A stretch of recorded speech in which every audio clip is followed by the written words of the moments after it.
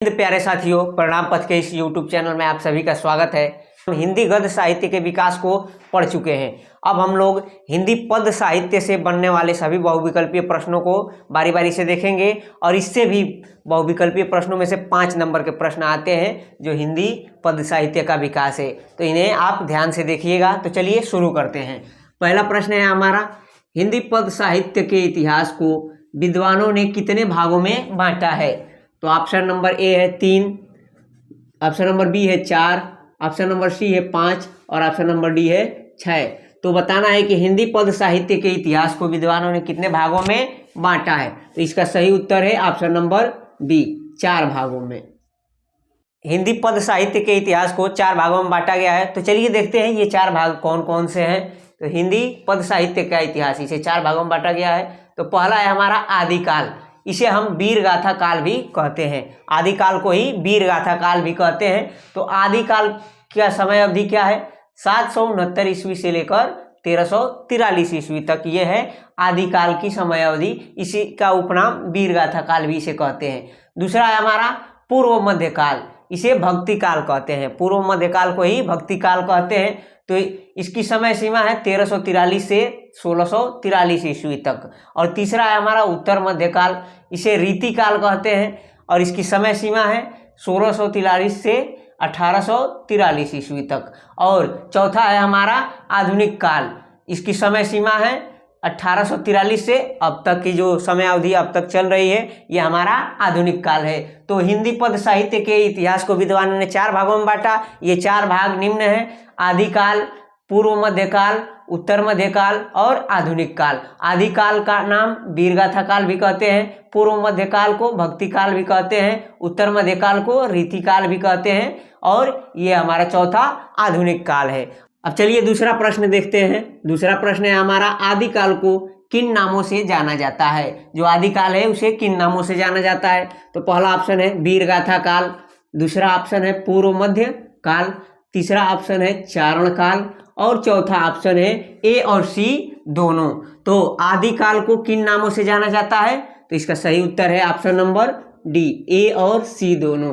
तो आदिकाल को 2 नामों से जाना जाता है, वीरगाथा काल और चारण काल। इन दोनों नाम से आदिकाल को जाना जाता है। चलिए अब तीसरा प्रश्न देखते हैं। तीसरा प्रश्न है हमारा, पूर्व मध्यकाल जिसे भक्ति काल भी कहते हैं को कितनी शाखाओं में बांटा गया है? तो ऑप्शन नंबर ए है हमारा 2, ऑप्शन नंबर बी है 3, ऑप्शन नंबर सी है 4 और ऑप्शन नंबर डी है 5। तो पूर्व मध्यकाल या भक्ति काल को कितनी शाखाओं में बांटा गया है? तो इसका सही उत्तर है ऑप्शन नंबर ए, 2 कालों में पूर्व मध्यकाल को 2 शाखाओं में बांटा गया है। तो भक्ति काल को 2 भागों में बांटा गया है, 2 शाखाओं में बांटा गया है। ये 2 शाखाएं कौन कौन सी हैं? तो भक्ति काल की 2 शाखाएं हैं। पहली शाखा है सगुण शाखा और दूसरी शाखा है निर्गुण शाखा। तो भक्ति काल की पहली शाखा सगुण शाखा और दूसरी निर्गुण शाखा। तो सगुण को भी 2 भागों में बांटा गया है, एक तो ज्ञानाश्रयी और एक प्रेमाश्रयी। और निर्गुण को भी 2 भागों में बांटा गया है, रामाश्रयी और कृष्णश्रयी। तो ये रही भक्ति काल से जुड़े हुए कुछ उनकी शाखाएं। तो चलिए 4 नंबर प्रश्न देखते हैं हम लोग। तुलसीदास किस शाखा के कवियों के नायक हैं? तुलसीदास को बताना है किस शाखा के कवियों के नायक हैं। तो पहला ऑप्शन है निर्गुण शाखा, दूसरा ऑप्शन है सगुण शाखा, तीसरा ऑप्शन है ज्ञानाश्रयी और चौथा ऑप्शन है हमारा प्रेमाश्रयी। तो तुलसीदास किस शाखा के कवियों के नायक हैं? तो इसका सही उत्तर है ऑप्शन नंबर बी, सगुण शाखा। ऑप्शन नंबर बी, सगुण शाखा। तो पूर्व मध्यकाल या भक्ति काल को 2 शाखाओं में बांटा गया था, एक तो सगुण शाखा, एक निर्गुण शाखा। तो निर्गुण में वे होते हैं जो भगवान की उपासना नहीं करते, देवी देवताओं की पूजा में विश्वास नहीं रखते हुए निर्गुण में होते हैं। और जो सगुण में होते हैं वो देवी देवताओं की पूजा पाठ में विश्वास रखते हैं। और जो तुलसीदास जी थे ये सगुण के जो रामाश्रयी शाखा है उनका हिस्सा थे। तो इसलिए इसका उत्तर सही है ऑप्शन नंबर बी। अब 5 नंबर प्रश्न है हमारा, नरपति नालह किसकी रचना है?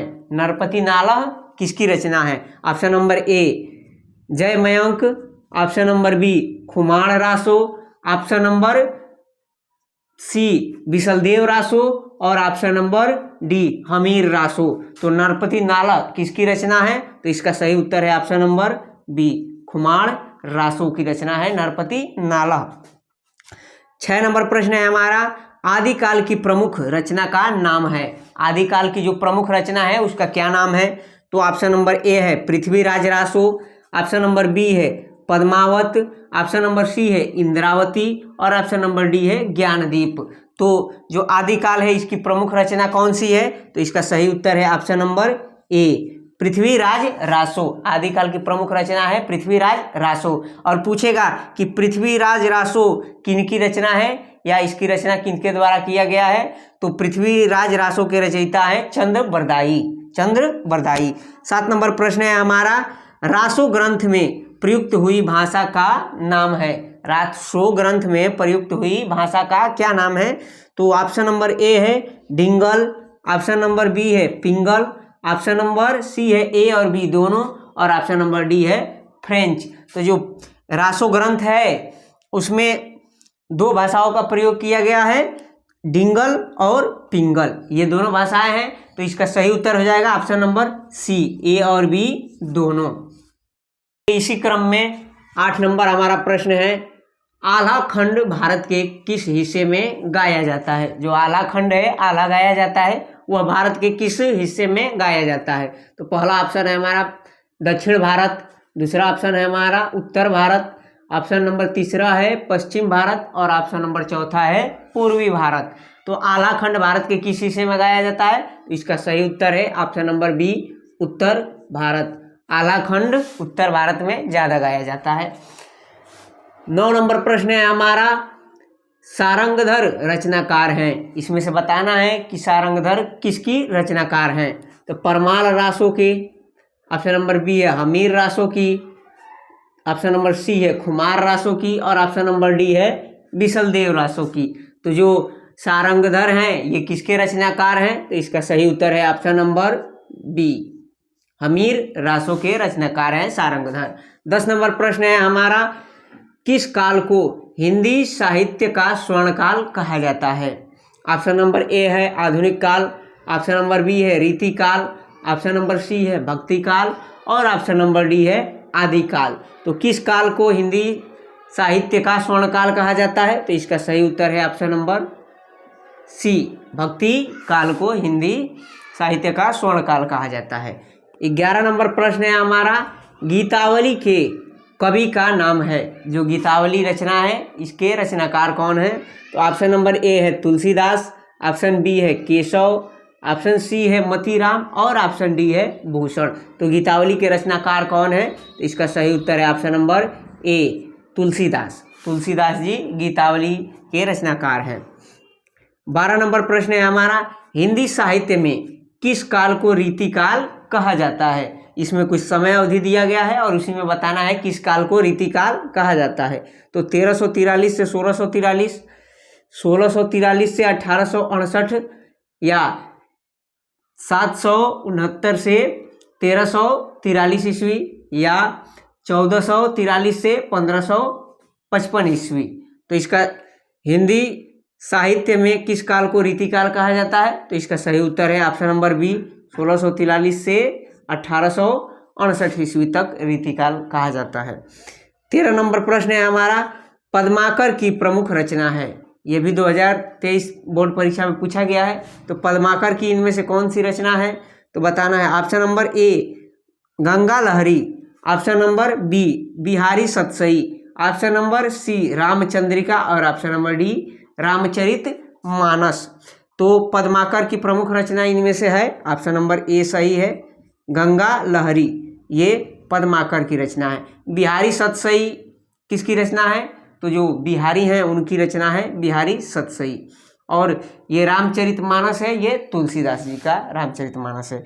ऑप्शन नंबर अगला प्रश्न है हमारा 14 नंबर प्रश्न है, भूषण किस युग के कवि हैं? बताना है भूषण किस युग के कवि है। तो ऑप्शन नंबर ए है हमारा आदिकाल, ऑप्शन नंबर बी है रीतिकाल, ऑप्शन नंबर सी है भक्ति काल और ऑप्शन नंबर डी है आधुनिक काल। तो भूषण किस युग के कवि हैं? तो इसका सही उत्तर है ऑप्शन नंबर बी रीतिकाल, भूषण रीतिकाल के कवि हैं। तो चलिए इसी क्रम में हमारा 15 नंबर प्रश्न है, ललित ललाम रचना है, इनमें से ललित ललाम किसकी रचना है ये बताना है हमें। ऑप्शन नंबर ए है मतीराम की, ऑप्शन नंबर बी पद्माकर की, ऑप्शन नंबर सी देव की और ऑप्शन नंबर डी भूषण की। तो बताना है इनमें से ललित ललाम किसकी रचना है। तो इसका सही उत्तर है option number A Matiram. Lalit Lalam किसकी रचना है, मतीराम की रचना है। अगला हमारा प्रश्न है, रीतिकाल के वीर रस के प्रसिद्ध कवि हैं, यह हमारा प्रीवियस ईयर प्रश्न है। तो रीतिकाल के वीर रस के प्रसिद्ध कवि कौन है इसमें से बताना है। तो ऑप्शन नंबर ए है Dev, option number B Bhushan, option number C Ghananand और ऑप्शन नंबर डी बिहारी। तो रीतिकाल के वीर रस के प्रसिद्ध कवि हैं, तो इसका सही उत्तर है ऑप्शन नंबर बी भूषण, रीतिकाल के वीर रस के प्रसिद्ध कवि हैं। 17 नंबर प्रश्न है हमारा, रामचंद्रिका के रचनाकार है, ये भी हमारा प्रीवियस ईयर प्रश्न है। तो रामचंद्रिका के रचनाकार कौन है इसमें से बताना है। Option number A Bihari, option number B Keshavdas, option number C Bhushan और ऑप्शन नंबर डी मतीराम। तो रामचंद्रिका के रचनाकार कौन है, इसका सही उत्तर है option number B Keshavdas Ramchandrika के रचनाकार हैं। 18 नंबर प्रश्न है हमारा, बिहारी किस युग के कवि हैं, यह भी प्रीवियस ईयर प्रश्न है। तो बिहारी किस युग के कवि हैं। ऑप्शन नंबर ए आधुनिक काल, ऑप्शन नंबर बी भक्ति काल, ऑप्शन नंबर सी रीतिकाल और ऑप्शन नंबर डी आदिकाल। तो बिहारी किस काल के कवि हैं, किस युग के कवि हैं। तो इसका सही उत्तर है ऑप्शन नंबर सी बिहारी रीतिकाल के कवि हैं। केशवदास किस काव्यधारा के कवि हैं। 19 नंबर प्रश्न है हमारा, केशवदास किस काव्यधारा के कवि हैं। तो ऑप्शन नंबर ए रीतिबद्ध, ऑप्शन नंबर बी रीति सिद्ध, ऑप्शन नंबर सी रीतिमुक्त और ऑप्शन नंबर डी प्रयोगवादी। तो बताना है केशवदास किस काव्यधारा के कवि हैं। तो इसका सही उत्तर है ऑप्शन नंबर ए केशवदास रीतिबद्ध काव्यधारा के कवि हैं। 20 नंबर प्रश्न है हमारा, रीतिकालीन कवि है, इन चारों ऑप्शन में से रीतिकालीन कवि कौन है। तो ऑप्शन नंबर ए है हमारा Kedar Bhatt, option number B है हमारा जायसी, ऑप्शन नंबर सी है पद्माकर और ऑप्शन नंबर डी है कृष्णदास। तो रीतिकालीन कवि कौन है, इसका सही उत्तर है ऑप्शन नंबर सी पद्माकर रीतिकालीन कवि हैं। 21 नंबर प्रश्न है हमारा, छत्रसाल दशक के रचयिता हैं, इनमें से बताना है कौन छत्रसाल दशक के रचयिता हैं। तो option number A Matiram, option number B Bhushan, option number C Ghananand और ऑप्शन नंबर डी हरिऔध। तो छत्रसाल दशक के रचयिता कौन है, तो इसका सही उत्तर है option number B Bhushan Chhatrasal Dashak के रचयिता है।